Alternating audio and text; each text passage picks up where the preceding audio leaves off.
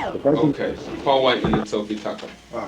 So we took this song up to the Maryland Theater. Now, I'm imitating Miss Tucker now, the way she talks. All right, boys. What do you got? What do you got? So I got a song. Cecil did all the talking. I ain't said nothing. See?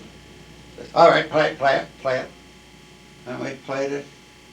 And she says, and the conductor was there of the theater, first violinist, conductor wasn't there. And I had it down, he looked at it, and he changed some notes. Right, that was right. He says, you play it slow. Only one finger, don't play no harmony. And I played it, and he took it down. Now, she says, all right, all right. Who wrote the music? Is it copyright? We said no. He said, well, all right, get a copyright right away. I'll put it on. Now this is Monday. Thursday, she learned the song and put it on, had an orchestration. And we didn't have to pay for orchestration or nothing. See? That's why I love that woman. See, because they make you pick orchestrations. Did you stay friends with her ever since? Ever since. Ever since. Okay, how about Paul Whiteman? Now, Paul Whiteman, the reason I'm in love with Paul Whiteman, as the man, now get me right now. I'm just wild about Harry. Paul Whiteman got his first New York job off that song. What happened? I think you banged your head. I know what happened to my head. Yeah, you want to move the chair? Yeah. Okay. There we go. And Paul Whiteman played I'm Just Wild About Harry. You know where the Latin Quarter is now? In New York? Well, that's where it was. It wasn't Latin Quarter, then I forget the name of it. And he played I'm Just Wild About Harry. See? But he had heard it the way my band played. La la la la la la la no.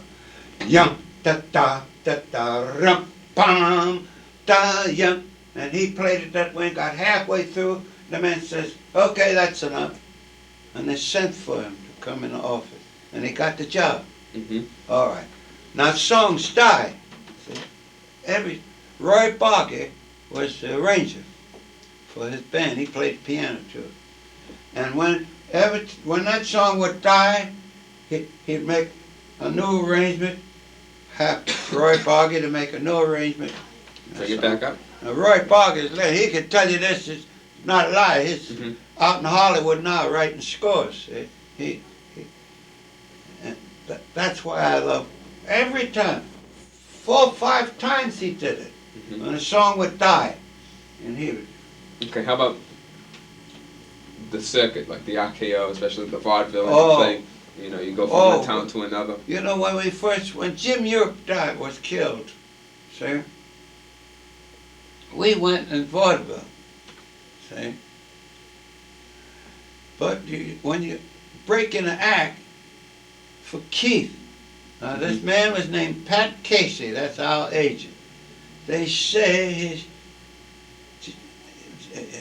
he hadn't been dead long. Now he was a solid man over us, see. From Providence, Rhode Island. Pat Casey, I want to get that name over. All right. Now, we go to New Haven, break the act in, and we come to Harlem Opera House, not the Apollo Theater. The Apollo Theater then was a burlesque house, a Harlem Opera House on 125th Street near 7th Avenue. We played that. We worked in tuxedos. Now this is visual, what I got to show you. Now the 6th floor is where they bought acts, where they buy the acts. Pat Case is sitting there. And how that man ever kept a telephone, I'll never know. He used the worst language, curse over the phone. He's sitting there. Says, now, we got guys that like us, that they were on the 6th floor. These are white fellas. They told us we could never go there. This is the management to keep. Yeah. So, they said, yeah, we like it. Oh, what do you want for Cecil and Blake? Guys bidding on him, buying. Agents, these are agents, see. And the guy that bid the highest, not our salary, what Pat Casey was to get. Pat said so, see. So I'll tell you what we do. Now we get him in grotesque clothes, and he sit there and wait, listen to him. So, and get an upright piano, and don't take it out the box. What it comes in, pine box. And I said, now this is visual. I gotta show you this. It says, I walk in. Yeah, hey, man, what is that there? Sister said, I don't know. That's what they want us to do. And now listen how ridiculous this is. So I go over and touch the piano. I said, that's a piano. Then I sit down and play it. At first I didn't know what the hell it was. Can you imagine that? That's how dumb those guys. Prejudice ate up their brains. Mm-hmm. Pat Casey said, that what you want? Yeah. He said, they're working, what did you see them working? Tuxedos. Is that what you see them working? Yeah. You want to act? Yeah. That's what they're going to work in. And they don't talk that yas and nos, and they don't talk that way. Mm-hmm.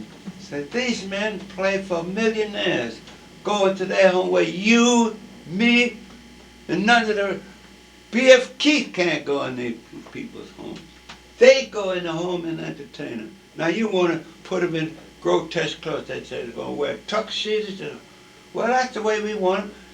But they said, but the Schuberts were going to open up Vaudeville. I said, well, all right, you don't want them? I'll sell them to the Schuberts. Oh, no, don't sell them to the Schuberts. They give us $300 a week. That sounds like... at the time, that was big money. Good money for colored acts. Because Canada and them got 6... Canada, Georgia Jessel, and what's the guy that... He just died. Mr. North, South America, or something. Al Jolson? No, Jolson. Jolson was just around then. Because Canada went in the Fowlers because he was Bert Williams' son in the Fowlers, see? Mm-hmm. Well, anyhow, then they bought the act and gave us $300 a week. That's all they gave us. See? Mm-hmm. But when we went to the Palace, we got $400 a week one, but only when we worked at Palace. How about like the other musicians around, like a Louis Armstrong or a Fat Swallow? Oh, they weren't in no vaudeville. No, that was a whole different circuit. In cabarets and no. I don't think Fats ever was in vaudeville. Mm-hmm. Not to my knowing. Maybe he was. I don't know. Yeah, I'll never forget when we first met. I said, did you know Fat Twala? You just went, from the time he was in short pants. Yeah, I did. I did know him when he was at James P. too. Yeah. Yeah. Who were your favorite piano players? Of the day? Anytime. Of then and then now, and who were the people of then and then? One like Willie. Mm-hmm. I have never heard anybody play the piano like one like Willie in my life. Yes, well, I'm stuck, see? One name is Willie Josephs. Willie Josephs. My wife just booked the concert and what's a big concert? What's a big important? Harvard. She just booked. That's where this boy went to school. See? So he said, that's a man. I don't want. I didn't say this. He told me this story. Well, anyhow, Willie was the greatest pianist I ever heard in my life. Now I'll tell you why I say that. He studied the white people that he worked for, see? Come right back to white people not being as bad as people say they are. See? Today they're atoning for what they had done. They didn't do it. Their forefathers did it. So anyhow, these people have been to Paris. See, rich people used to go to Paris and stay 4 or 5 months until the winter time was over and come back here. See? And they heard Willie playing. I'm going to say this again, 2 more times after this. This is not my story. This is the story that Willie Josephs, better known as One-Leg Willie, told me. This is not my story, and I tell it all over the whole world that I played. He told me this story. They come home and this boy was playing the piano. They didn't, something happened, and they didn't tell him that Whiteman, his mother worked for these rich people, and he was playing the piano. And the way he said, that boy should be in a conservatory, and they sent him to. I said, the difference in the conservatory and Harvard? Yeah, it's the New England Conservatory. Well, that's what it was. Okay. Because Harvard is not a university. No, that's a private college. Yeah. And the conservatory is a music school. Yeah, see? Mm-hmm. I'm sure it ain't my story. I could remember. Well, anyhow, he went there. And at the commencement, there were 5 great pianists. And they played in cubicles, numbered. Now here I go again. I'm planting this in the audience's mind. This is not my story. One-Leg Willie told me this when he was working swingman for me. And he would, he won it. Now nobody know, even the dean didn't know who was in there, in those boxes. Didn't know the numbers. He knew who was in there, but he didn't know the numbers. And they didn't go 1, 2, 3, 4, whatever it was like that. They just, the number was scrambled, and they played ad lib on it. They call number so-and-so would play. They can't see the people. And Willie won it. And when it come out, now my father was this color. That's black, huh? But Willie was ebony black. And he came out and he said this, that he can't give it to him because, and he wouldn't say no more. So I'd lose my job. And Willie would go to a Soul Brothers house. Oh, Mr. Joseph, play us. And he'd play, yeah, da, da, da, da, da, da. Oh man, we don't want to hear that. You know, play something. And he got mad and changed his style of playing and played it the right time. That's why I claim he was now,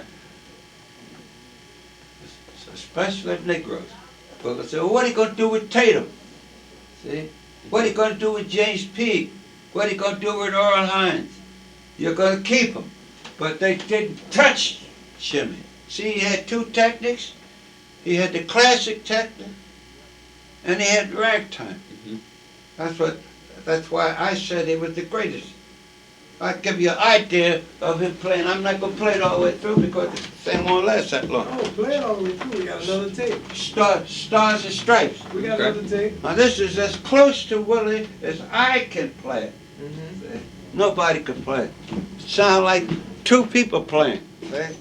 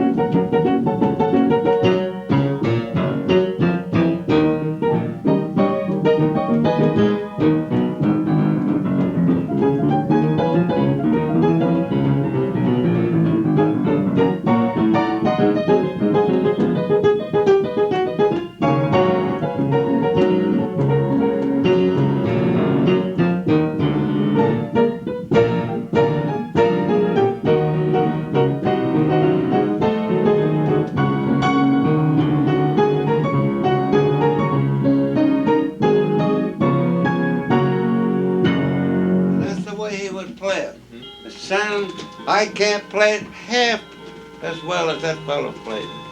Because when you notice how important the bass line was, you know that. Well, that's the way he played everything. You see, now when I explain to the youngsters about the left hand, they don't. You see, they so used to playing with an orchestra that's got a banjo, guitar, drums, and bass violin. See? Well, you see that camera there? See it sitting on the bass? Mhm. See this chair sitting on the floor? Bass. Bass is the most important of anything. The world is sitting on the axis. And then you can, but these boys, they play. I wish I could play like them. See that? Mhm. They don't have no bass. You got to have bass. See? And they don't play with bass. See? Now, you heard me say, I wish I could play like, I can't play like these young boys. There's a boy in Los Angeles. I can't think his name. He played by Vaci. By Vaci. The fastest I can play, Allegro. That was the fastest. I can't play no faster now. Because I'm damn near, I didn't mean to say that. I'm very near 92 years old. I just could play fast. Huey Wolford, my competitor, he could play fast, see? But back to Willie. Willie's the greatest pianist I have ever heard. And there's a strange thing about him. You can ask, I don't think Lee Whipple ever heard Willie play. See? When I tell you, I'm not talking, why should I brag about him? Because he taught me, when I was somebody when he came to the Goldfield Hotel to play.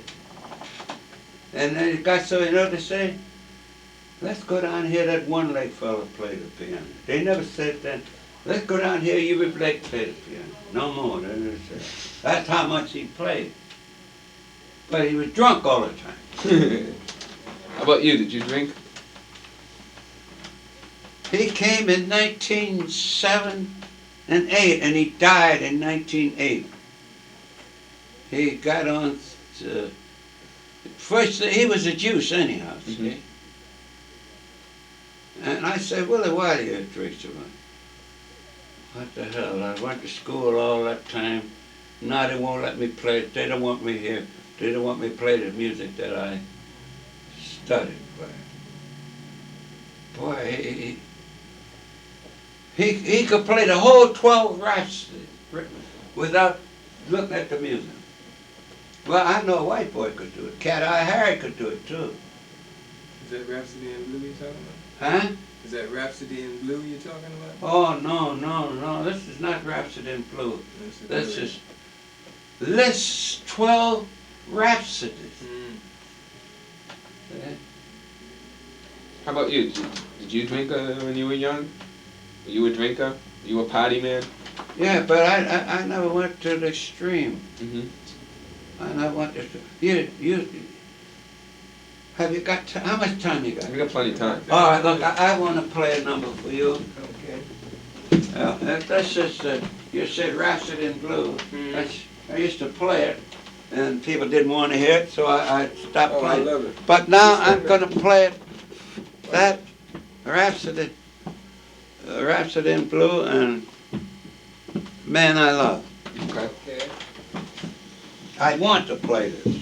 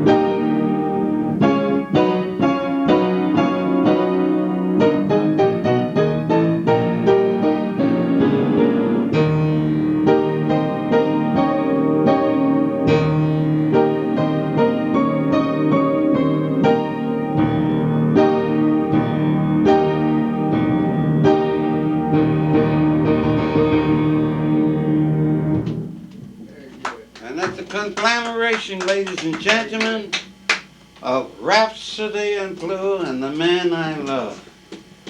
Thank you. I call it a day now. Okay. Huh? Okay. Very good. Thank you. Tell me, is it possible that you could do a couple of your compositions Do? on the tape for us? Do You what? got a couple of your compositions? Couple of your How's your things? hands? Your hands tied? No, I'll We got about, do it. Well, no, got you about know. 8 more minutes Huh? on this tape. All right, I'll do it. Let me see. Just you be one more and then we'll tell one more story. How's that? Okay. This is the Charleston Rag. I composed this in 1899. 1899? 1899. Now you count back. You do the mathematics. You can see what year, how old I was.